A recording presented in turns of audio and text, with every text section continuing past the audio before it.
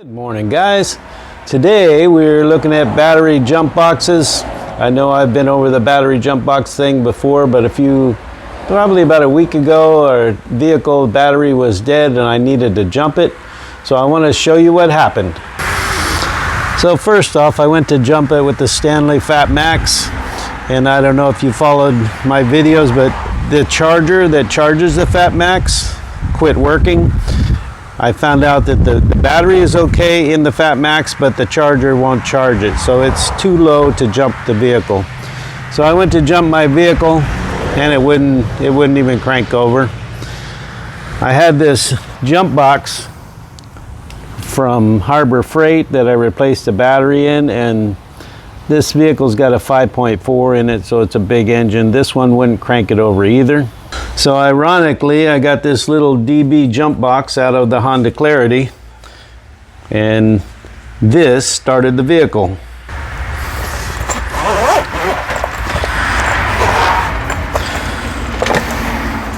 Really, I just carry this for backup purposes, but I was really shocked that 5.4, this is rated for an engine that big, but the 5.4 cranked over easily with this little jump box.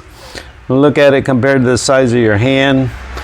It's really handy to have, and I can testify that it did start my vehicle. But that's not what we're here for today. What we're here for today is I was running my generator the other day, and I realized that I had never put a really good charge on the Navigator battery, the one that wouldn't start. I mean, it's enough to start it and drive it around, but we don't drive that vehicle much due to the price of gas recently. So my generator didn't come with cables. It has a function to charge a 12-volt battery. So I picked up these cables off of Amazon. They have 4.5 feet each, I believe. And I wanted to see how they would work. So we're checking it out right now, how they're gonna work. So I needed a cable that had some length to it. So these cables are supposed to be 4.5 feet long, and they look like they are. So this comes with the female cigarette lighter power point adapter. Then there's 2 more cables in this kit. Now my other 2 iPower generators came with a jump cable, but I believe it was on the short side. But this one didn't happen to. So this comes with the male power point and another 4.5 feet. And then we got the cables with the alligator clips. Yeah, let's see how this is gonna work here. Okay, so between each one we got 4.5 feet. We got alligator clips, and we got a connector here. Now this connector on the end of this male connector should go in just like this.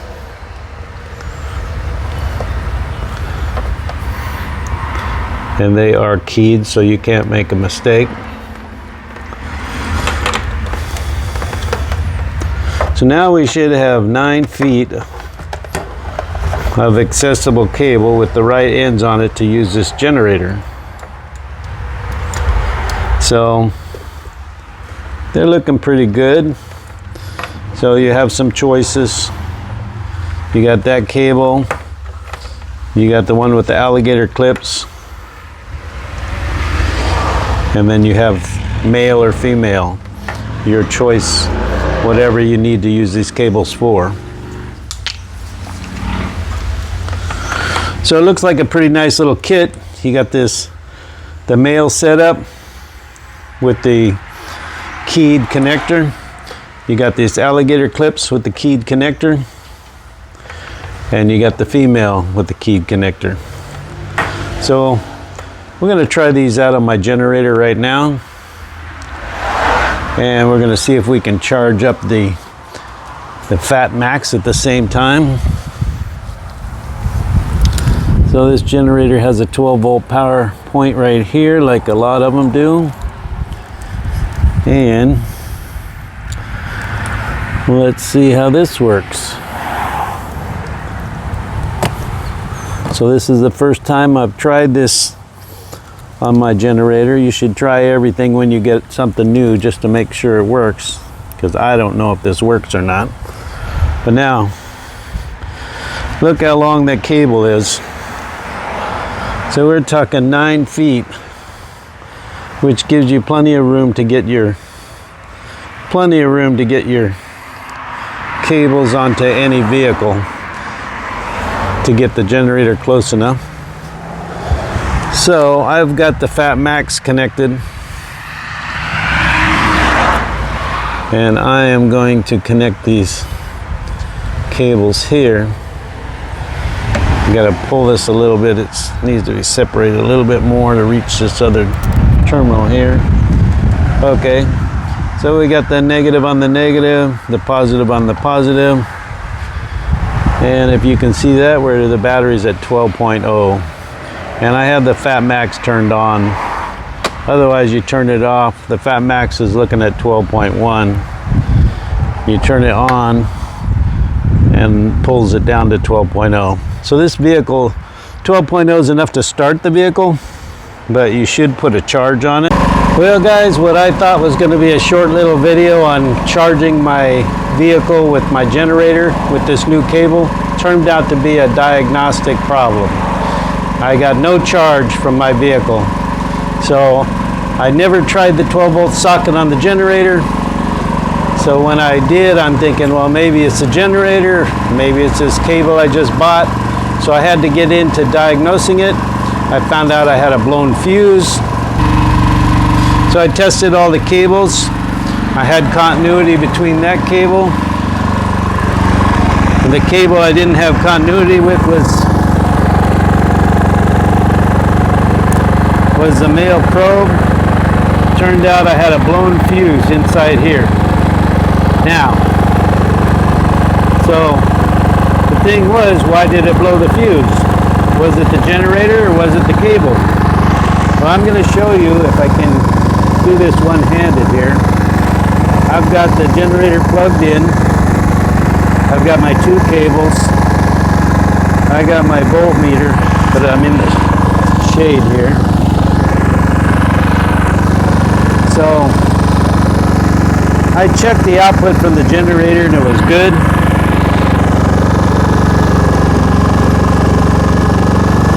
So it turns out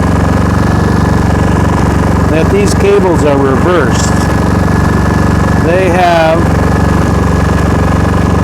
the ground being the hot wire and the hot wire being the ground. So you can see I'm putting out 14.3 volts. I've got the power, the hot lead going to the ground and the ground going to the hot. So that was a little problem to figure out, because when you touch it to the battery, it arcs, of course. Now if you look, I'm showing a negative there.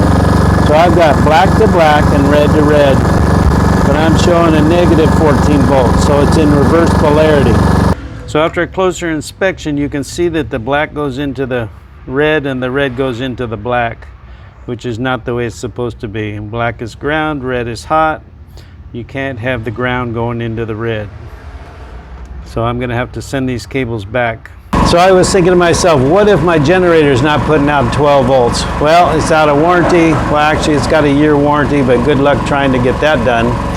So I'm glad that the generator is doing what it's supposed to be doing, and it's just this little cable. So guys, that was a quick little demonstration on you need to check things when you get it to make sure they work. Because sometimes you just throw this stuff in the back of the trunk thinking you got a backup plan, and when it's a rainy night and you need to use something and find out it doesn't work, then it's not a good thing. Please hit like and subscribe, and I'll catch you on the next one.